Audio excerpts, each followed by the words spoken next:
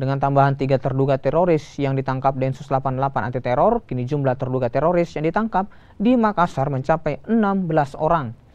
Dari total itu, 6 diantaranya diketahui merupakan perempuan.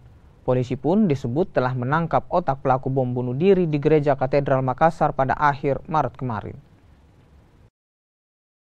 Hingga hari ini ya, Densus 88 Mabes Polri ya dibantu dengan tim dari Polda Sulawesi Selatan telah mengamankan sebanyak 16 orang. Ya, 16 orang dari beberapa lokasi yang ada di Kota Makassar dan sekitarnya. 16 ini terdiri daripada 5 ada wanita, sisanya adalah laki-laki. Dan mereka memiliki keterkaitan ya, kemudian juga hubungan, kemudian juga peranan dalam rangka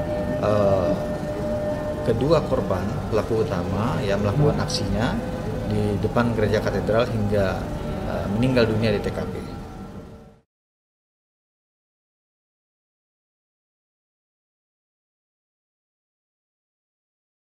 Halo, saya Mercy Tirayo, presenter program Update Corona.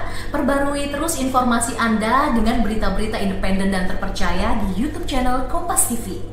Jangan lupa untuk subscribe, like, dan komen, serta aktifkan tanda lonceng untuk mendapatkan notifikasi berita-berita terkini.